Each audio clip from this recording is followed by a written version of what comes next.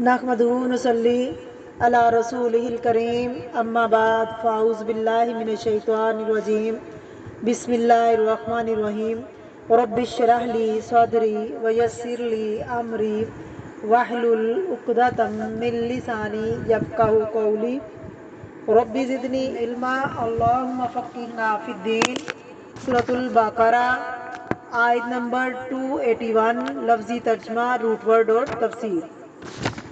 واتقوا، اور ڈرو، بچو، یومن، اس دن سے، ترجعون، تم لٹائے جاؤ گے، قیامت کا دن، فیہ، اس دن میں، یعنی قیامت کے دن، اللہ، اللہ کی طرف، حساب کتاب کے لیے واپس بھیجے جاؤ گے۔ دنیا میں تو آزمانے کے لیے بھیجے گے، واپس جا کر بتانا ہوگا کیا کر کے گئے۔ ثم، پھر، وفا، پورا پورا دیا جائے گا، کل نفس، ہر نفس کو، ہر شخص کو، ما کسبت، جو اس نے کمائی کی، وہ کما کر لایا، اعمال، یعنی اس نے خود کام کیے، جو اس کی اپنی کوشش تھی، کیونکہ اعمال نامے صرف اس بیس پر ہوں گے جو انسان نے خود کیے ہوں گے، اور کچھ اور چیزیں بھی کام آئیں گی، وہ پھر اس کے اپنے ہی عمل کے نتیجے میں کام آئیں گی۔ مثلاً حدیث شریف میں آتا ہے کہ جب انسان فوت ہو جاتا ہے تو اس کا اپنا عمل تو ختم ہو جاتا ہے، 3 چیزیں بعد میں بھی کام آتی ہیں۔ نمبر 1، وہ علم جس سے لوگ فائدہ اٹھائیں۔ نمبر 2، اولاد صدقہ جاریہ ہوگی، دعا اولاد کر رہی ہے، پہنچ آپ کو رہی ہے۔ نمبر 3، اس میں ہماری کوشش جاری ہے، پہلے ہم نے اس کو پیدا کیا، پھر ہم نے اس کو سکھایا، پڑھایا، لکھایا، یعنی اس کی تربیت کی، یا پھر وہ اور کسی سے بھی سیکھ رہا ہے اور وہ آپ کے لیے دعا کر رہی ہے، آپ کی اولاد، وہ بھی آپ کے لیے فائدہ دے گی۔ تو نمبر 4، مال صدقہ جاریہ بنے گا، کیونکہ آپ نے کمایا، آپ کی ملکیت تھی، آپ نے اپنا حصہ، حق کسی اور کی طرف منتقل کر دیا۔ ان چیزوں میں کہیں نہ کہیں ہمارا حصہ موجود ہے، اس لیے یہ صدقہ جاریہ ہوگا۔ اس کے علاوہ بھی کچھ کام ہے، مثلاً دعا کرنا، کوئی دعا کرتا ہے اور فائدہ ہمیں پہنچتا ہے، کوشش کسی کی، فائدہ آپ کو پہنچتا ہے، اس میں کیا کوشش ہے ہماری؟ اس میں تعلقات، آپ کے لیے وہ دعا کرے گا جس کے لیے آپ کچھ نہ کچھ کریں گے۔ کسی کے دل سے آپ کے لیے کب دعا نکلتی ہے؟ جب آپ کسی کے ساتھ کوئی بھلا کرتے ہیں، احسان کرتے ہیں، اگر آپ ایمان نہ لاتے تو ان کی دعائیں آپ کے کام نہ آتی، کیونکہ مومن کے لیے دعا کرتا ہے۔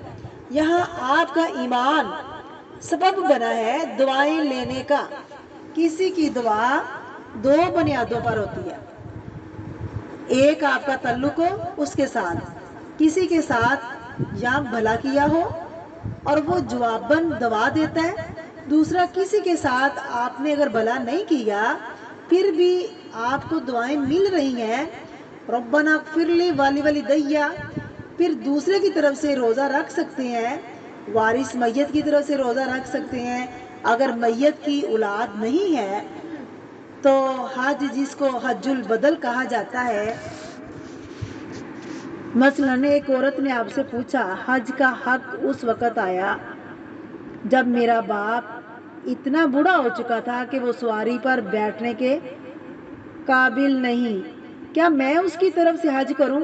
آپ صلی اللہ علیہ وسلم نے فرمایا، ہاں کرو، بیٹی باپ کا حج کر رہی ہے، ثواب باپ کو پہنچے گا۔ وہ کیوں؟ بیٹی ہے نا، اولاد ہے اس کی۔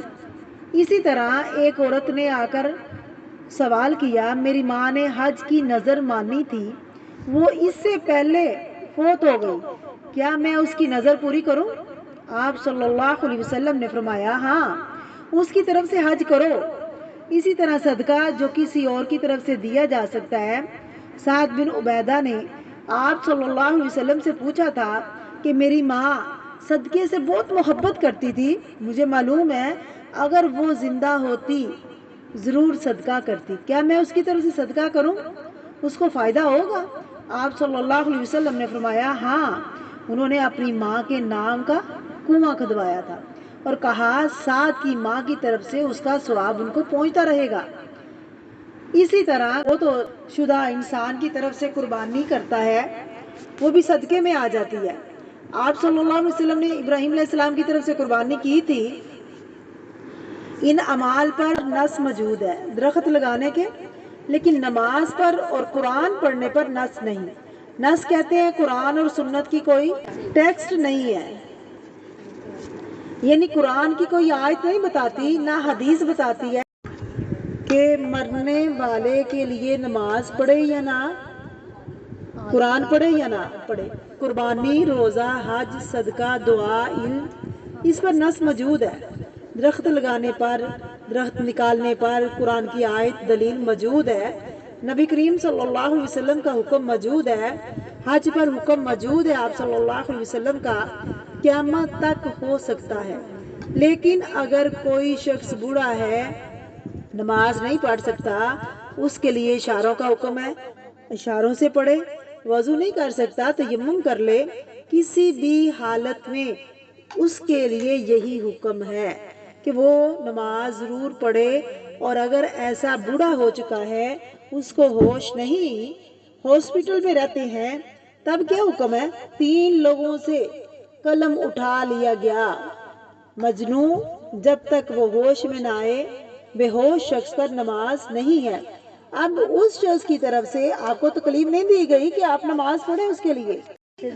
اسی طرح قرآن پڑھنے کے معاملے میں کوئی نص موجود نہیں ہے۔ اگر کوئی شخص خود نہیں پڑھ سکتا، قرآن سن لے، سن نہیں سکتا تو اس کی حد یعنی استطاعت سے اگر باہر ہے تو جب کوئی اور پڑھے گا تو اسی کو فائدہ دے گا، کیونکہ قرآن ہدایت کی کتاب ہے۔ یہ ایک نقطۂ نظر ہے۔ ان 2 چیزوں پر قرآن اور نماز پر کوئی دلیل موجود نہیں ہے۔ اور آخری حد تک لیٹ کر اشاروں سے، پلکوں کے اشارے سے پڑھے۔ جس کے اندر اتنی طاقت ہے، ہوش ہے، وہ اپنی خود پڑھے، کوئی اور نہیں پڑھ سکتا اس کی نماز۔ ایک دوسرا نقطہ نظر بھی ہے، انہوں نے قیاس سے کام لیا، نص سے نہیں لیا۔ قیاس سے مراد اگر روزے، حج اور صدقے کا ذکر ہے تو انشاءاللہ اگر نماز بھی کسی کے لیے پڑھ دیں تو ٹھیک ہے، یہ قیاس ہے، نص نہیں ہے۔ یہ جو قرآن پڑھ دیتے ہیں اور بعد میں دعا کر دیتے ہیں، اس کا ثواب اس کو مل جائے گا، یہ قیاس ہے، نص نہیں ہے، اس میں دلیل موجود نہیں ہے۔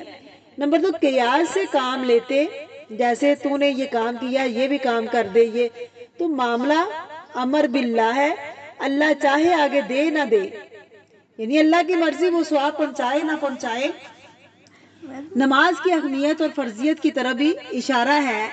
یہاں اگر دوسرے نمازیں پڑھ سکتے ہیں تو اپنی کون نماز پڑھتا ہے؟ سب کہتے ہیں تم پڑھ لو، یعنی اگر اللہ کہتے کہ دوسرا نماز پڑھ لے تو کوئی بھی اپنی نماز نہ پڑھتا، وہ دوسرے کو کہتا تم میری پڑھ دو، جتنے مصروف لوگ ہیں۔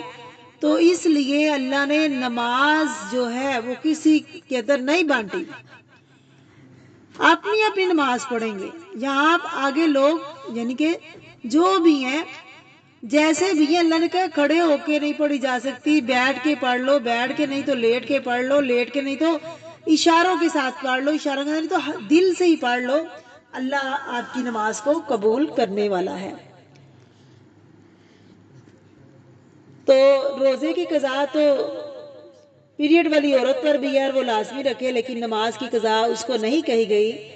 بے ہوشی میں بھی نماز کی قضا نہیں ہے۔ پھر فرمایا وَهُمْ يُظْلَمُونَ، اور وہ ظلم نہ کیے جائیں گے جو اپنا عمل کر کے جاتے ہیں، وہ پورا پورا پالیں گے اجر، یا پیچھے چھوڑا اپنے آثار میں سے جہاں جہاں گیا وہ اپنا بدلہ پائے گا۔ مثلا کسی ایک شخص نے کسی کو اچھی بات بتائی، اس نے وہ آگے بتائی، پھر وہ آگے گئی 2-3 کو، یعنی کہ اس نے بتائی 10 20 200 300 کو، تو 200 یہ اتنے زیادہ گنے نہیں جا سکتے، تو اللہ گنے گا، وہ ظلم نہ کیے جائیں گے۔ جس نے بھی فائدہ اٹھایا اس کے کہنے سے اللہ اس کو اجر سے نوازے گا۔ ان کی کوشش سے جتنا دور تک فائدہ گیا جتنی دور تک علم گیا اللہ رب العزت فائدہ پہنچائیں گے ان سب کو. تو یہ فائدہ کا جو ہے نا پلٹ کر جو ثواب فائدہ پہنچانے والا اس کو مل کر ہی رہے گا، اس میں کوئی کمی نہیں کی جائے گی. بسم اللہ الرحمن الرحیم. تفسیر. وَاتَّقُوا یَوْمًا تُرْجَعُونَ فِیہِ إِلَى اللَّهِ، ڈرو اس دن سے جس دن تم اللہ کی طرف لوٹائے جاؤ گے، یعنی قیامت کے دن جب تمہارا حساب کتاب ہوگا. ثُمَّ تُوَفَّىٰ كُلُّ نَفْسٍ مَّا كَسَبَتْ، پھر ہر شخص کو اس کا کیا ہوا پورا لٹایا جائے گا، پورا بدلہ دے دیا جائے گا. وَهُمْ لَا يُظْلَمُونَ، اور کسی پر ظلم نہ کیا جائے گا. کیا مطلب ہے ظلم نہ کیا جائے گا؟ کہ کسی کے ساتھ کوئی ناانصافی نہ ہوگی. اگر کسی نے ذرا برابر بھی نیکی کی ہوگی تو وہ ذرا بھی اس کو دکھا کر دیا جائے گا اور اس کا اجر و ثواب اس کو دے دیا جائے گا، کیونکہ اللہ تعالیٰ کو ظلم پسند نہیں. انسانوں کے درمیان بھی ظلم پسند نہیں کرتے، اور قیامت کے دن تو پورا عدل اور انصاف ہوگا اور کسی کے ساتھ بھی کوئی ظلم نہیں کیا جائے گا. تو اس میں آپ دیکھیں کہ مجموعی طور پر جو اوورال تصویر بنتی ہے وہ کیا ہے؟ مجموعی طور پر جو حکم سمجھ آتا ہے وہ کیا ہے؟ زکوٰۃ اور صدقات کو عام کرنا چاہیے، قرض اچھی طرح دیا جائے اور احسان نہ جتایا جائے، اور جواباً شکریہ یا تحفہ یا کسی بھی قسم کی فیور جو ہے قبول نہ کی جائے. تو معاشرے کے اندر مسلمانوں کے درمیان جو رشتہ اسلام کا ہونا چاہیے، جو رشتہ ایمان کا ہونا چاہیے، ایک دوسرے کے ساتھ خیر خواہی کا رشتہ ہونا چاہیے، تو ایک دوسرے کی مدد کرنی چاہیے. مثلا ایک شخص ڈاکٹر بن گیا، اب اس کے پاس آمدنی کا ایک بڑا ذریعہ ہے، تو عموماً ٹرینڈ کیا ہوتا ہے؟ جب ایک شخص کے پاس مال زیادہ ہے تو وہ معاشرے کی فلاح کے لیے کتنا سوچتا ہے، اس کے لیے کتنے اسکالرشپ کا انتظام کرتا ہے، یا صرف ایک شخص ایسی آمدنی کے ذریعے یعنی بڑے ذرائع جو اس کے پاس ہونے چاہیے وہ قائم کرتا ہے کہ نہیں کرتا؟